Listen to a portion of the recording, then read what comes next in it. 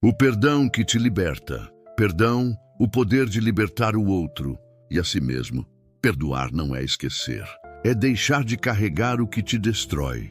Quantas vezes você já ouviu alguém dizer: "Eu até perdoo, mas não esqueço"?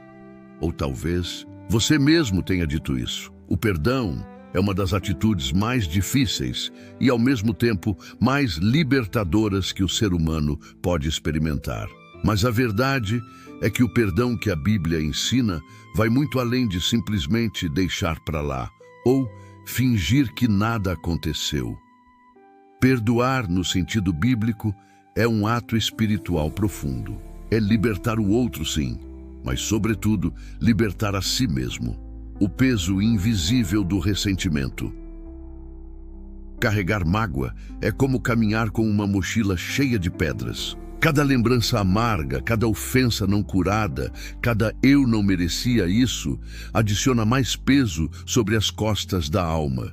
No começo, parece suportável, mas com o tempo, esse peso começa a te dobrar, te cansar, te tirar o brilho. E o mais curioso é que a pessoa que te feriu talvez nem pense mais em você, mas você ainda está preso àquilo.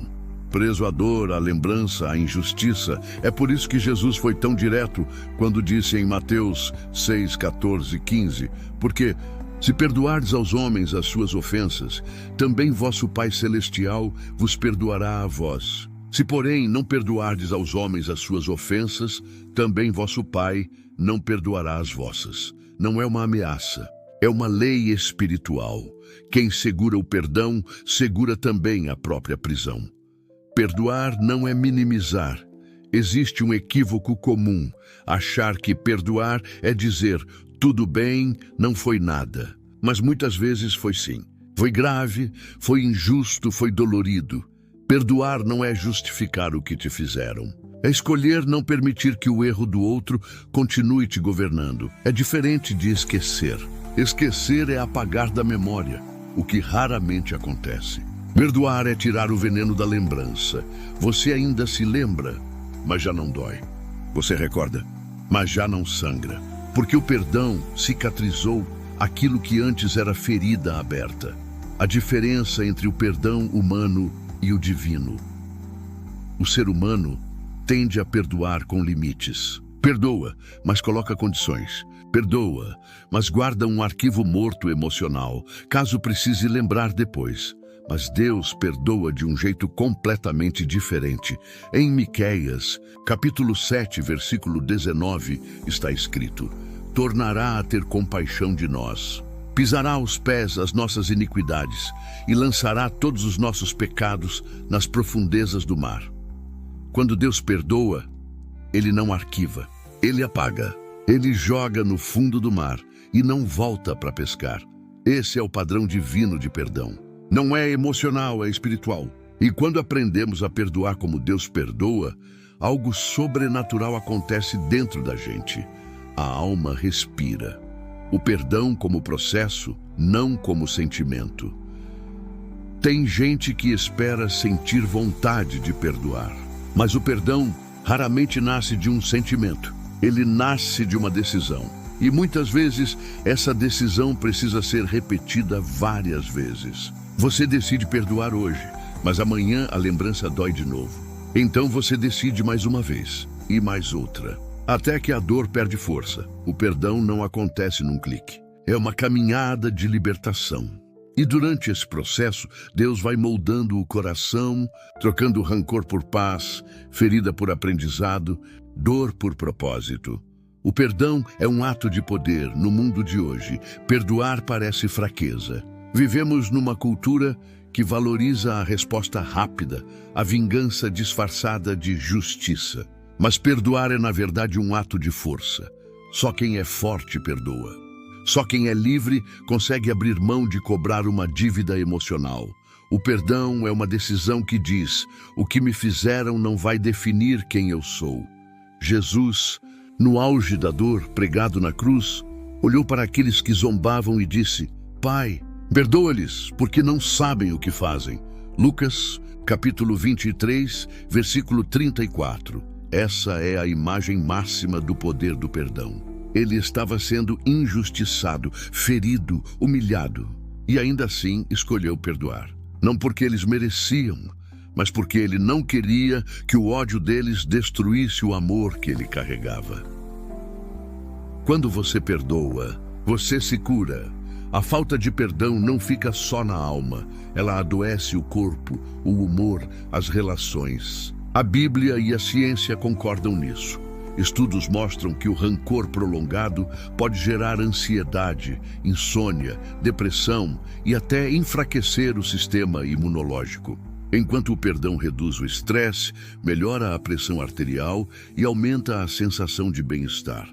Ou seja, perdoar é um remédio espiritual e físico, e talvez esse seja o maior milagre do perdão. Ele muda quem o oferece. A pessoa que te feriu pode nunca mudar, mas você muda, você se liberta, você volta a viver. O perdão não é reconciliação. Outra confusão comum. Perdoar não significa que você precisa voltar a conviver com quem te feriu. Às vezes, o perdão é silencioso e à distância. Você pode perdoar alguém e, ao mesmo tempo, estabelecer limites. Porque perdão não é tolice, é sabedoria. Jesus perdoou Judas, mas não o impediu de sair da ceia. Ou seja, ele o libertou, mas não se prendeu novamente a ele. Existem pessoas que Deus permite que saiam da sua vida, e o perdão é a forma de deixá-las ir sem amarras emocionais. Como saber se você realmente perdoou? Macarim. Essa é uma pergunta profunda. Como saber se o perdão aconteceu de verdade? Você sabe que perdoou quando você consegue lembrar sem sentir raiva. Você ora por quem te feriu, mesmo que seja com dificuldade. Você deseja seguir em frente e não se vingar. E, principalmente, quando o assunto deixa de ocupar o centro da sua mente. O perdão verdadeiro é quando o passado deixa de controlar o presente. O perdão que você precisa se dar. E talvez o perdão mais difícil seja o perdão a si mesmo, a pessoas presas em erros do passado, decisões erradas, relacionamentos mal resolvidos, culpas que o tempo não levou. Mas a mesma graça que te manda perdoar o outro, também te convida a se perdoar. Porque enquanto você se condena, você impede Deus de te restaurar.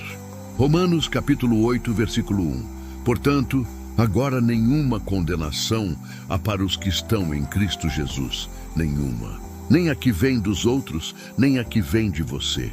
Perdoar a si mesmo é aceitar o perdão de Deus. É parar de viver sob o peso do que já foi pago.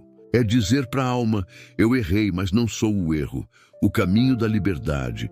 O perdão é um processo, mas também é um portal. Quando você atravessa esse portal, algo dentro de você muda. A leveza volta. O sorriso volta. A presença de Deus volta a ser sentida com clareza. Porque o rancor bloqueia o fluir do Espírito. E o perdão o libera. Jesus contou uma parábola em Mateus 18 sobre um servo que devia muito ao seu senhor. O rei perdoou toda a dívida, mas aquele servo, ao sair dali, se recusou a perdoar o seu companheiro por uma dívida bem menor.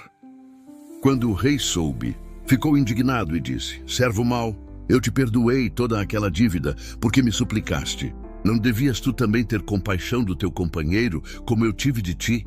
O perdão que recebemos de Deus nos convida a sermos canais de perdão para os outros. Quem foi perdoado, perdoa.